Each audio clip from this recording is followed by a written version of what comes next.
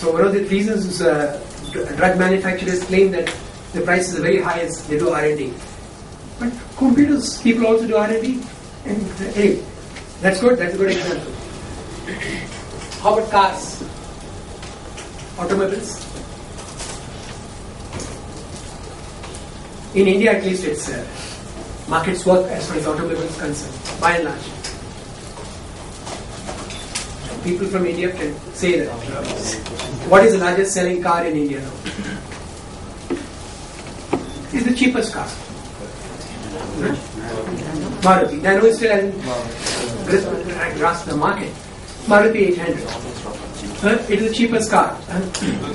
So anywhere where markets work, this is how it works. A lot of people, majority of the people will go for the cheapest product. Okay, and the cheapest product will not be a stupid thing. It will be good, fairly good. I think Maruti 800 is quite good. I've used Maruti 800 for the last 20 years. It's quite good. And the costliest car in India would be what? People can see things like Mercedes and BMW. BMW, these are very costly. And only a small amount of people can buy. So when markets work, that a large number of people will buy the cheapest product. And cars will be, manufacturers will be trying to compete to grab the cheaper market, the low-end market as well as the high-end market. But in drugs, in medicines, what is happening is that in India as well as elsewhere, people are buying the Mercedes BMW version of the medicine more. Even if you're poor, they're not buying the Maruti version of the medicine. If any drug in India takes, they'll have 100 brands, and it will be cheaper brand made by even a good company. And the same company will make a very costly brand. So people go and buy the costlier brand because the doctor is telling you, oh, don't buy a cheaper brand. I don't know, you may die, etc. So this is happening, and that is why market is a failure. In fact, this thing about asymmetry of information is. You heard of Joseph Stiglitz? You heard of Stiglitz? Economics, famous economist. Okay, Stiglitz and Akerlof wrote a famous paper about 1970, and their paper is called, you can search on the internet, it's called The Market for Lemons. And lemons means in American parlance, dud, chalu item. You're getting useless item. So they analyze the used car sales market in America. And used car sales market is usually what happens in used car salesman. The salesman will tell you, what a fine, fantastic car this is. With the second-hand, third car. It still gives you fantastic average and so on and so forth. Whereas you're a uninformed buyer, and you won't have a car, you can't afford the new car. So you think, oh, yeah, maybe it's fine. And the more he sells and the more he makes your sales pitch, you'll buy the car. They end up buying the car. So most people end up buying duds, lemons. That's called lemons, duds, useless car. So after you drive for 10 kilometers, it'll stop. So therefore the used car market is a case of market failure, where the buyer and seller have asymmetric information. Other fellow has greater information, the buyer has less information. So same thing with medicines. And these people got a Nobel Prize for this. So this is a big thing. It means a serious thing which even economics is finally recognizing that markets don't work. So so buyers and sellers and doctors decide. Buyers have little or no choice, and buyers have to make decision usually under distress. Okay. Now I want you to understand this is why we are saying therefore if markets fail, governments have to intervene. Otherwise there will be chaos. And if it's a democracy, governments will lose elections. If many people get sick and cannot access medicines and healthcare. Market profile of anti-diabetics. This is something I'm telling you just out of analysis we did for the court. India is called the diabetes capital of the world. It means we have the largest number of diabetics, 5% of the population. So, logically, then all the anti-diabetics should be put under price control. It is not. 70% of the anti-diabetic market is out of price control. The total market is 4,502 crores. And 70% is out of, only glibenclamide and metformin are under price control, but other things like glimepiride and pioglitazone, gliptins, is all out of price control. So this is again because of lobbying, and also this. Why I'm telling you is this: these drugs are not falling in the national list of essential medicines, therefore not under price control. And the people who have made the national list of essential medicines should have used their kidneys, but they haven't, and they have left this important anti-diabetic out of the price control market. They didn't put it in the national list of essential medicines. Same thing with paracetamol. Single ingredient paracetamol, which is 500, which is the most rational product, is about 20% of the total market. Combinations are something like 88%. So people are buying more combinations, more useless combinations of paracetamol. One of the most famous useless combinations of paracetamol goes under the name of Cobiflan, which is a combination of paracetamol plus ibuprofen. You ask me why it is useless. Nobody is asking, so I'm not telling you. So I've already gone through this, and therefore the idea of competition does not reduce prices. One of the things of the failed market is the second one. Brand leader is often the price leader. The brand which sells most is also the highest priced.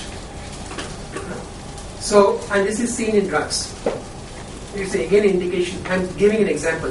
Atorvastatin is a drug used for blood pressure, and the top 3 priced brands are also have almost 80 to 90% of the market. So same thing with Atenolol. So this should not happen if the competition works. Competition works in medicine. It should be like our Maruti automobiles market. There are other examples of that. So this I'll skip.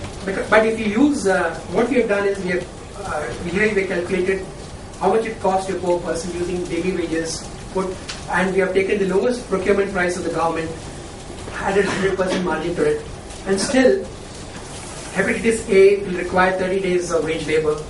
Iron deficiency anemia, if used Dexorange, will take about almost 3,700 rupees for 6 months. Unaffordable. Coronary heart disease, 12,000, so on and so forth. And so I think what is the situation? What is the this thing? What should be done about it? One is yes, price control of medicines. The other is yes. Sir, actually, these brands are advertised, so the people are aware of these brands. Mostly the local brands are not advertised. That's why they do not get recognition in the market, and people are confused due to the health issue. They do not want to use any unbranded medicine or on which they cannot believe on. So there should be a uniform trademark or any kind of test for them if they show that we could recognize that these medicines are authentic. Well, that's one way. The other thing is, if you go to like the cetirizine, for instance, cetirizine, everybody takes cetirizine for the allergy and cold and so on. For cold, there's no cure, but everybody takes cetirizine. No cure in modern medicine. So, you go to cetirizine, it's 30 rupees or something, and for 10 tablets. If you ask for the cheaper brand, they will not give you. First of all, even if he has, you'll see your face, this fellow can afford 30 rupees. So they will tell you, this is what we have. So this is also a deliberate thing, and some people generally don't keep it because it doesn't move. So that's also a problem, because I'm saying all this range is available. But this is how the market works in the sense of, they'll say, hey, in this market, maybe in some rural market of the state, people cannot afford 30 rupees. They'll keep 30 rupees, but they'll also keep a cheaper price. But in cities, they are likely to keep the cheaper price in a retail pharmacy. They'll keep the costly price. So you don't know. Even if you know, you will not get it unless you know people like me or something like that who has got some contacts in the retail wholesale market, then you end up buying. But you see, it's a big struggle. I think there should be some law to put at least cheapest brands to costliest brands should be available in the market. It should be all out there, and the price should be put in the opposite in the pharmacy shop. But how many prices really put, because there are so many brands? I think that we have our food product ISI mark or tag mark like that. See, on that question, all drugs are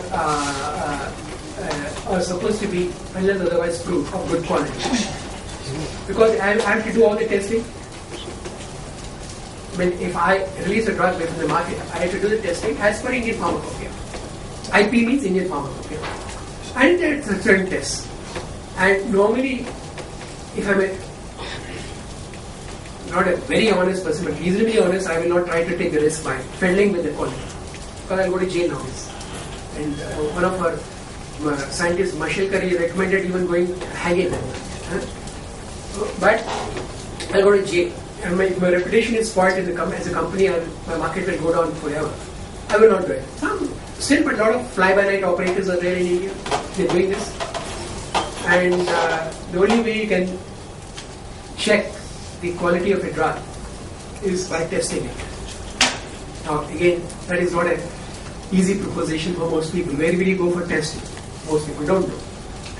And I also tell doctors, like most doctors tell me, in my experience, it's a very dangerous space. Anybody says in my experience is being unscientific, especially in medicine. There is no such thing as in my experience, this brand doesn't work. I say, how do you know? Please get it tested. Have you got it tested? No, in my experience it does not work. It will be good drug.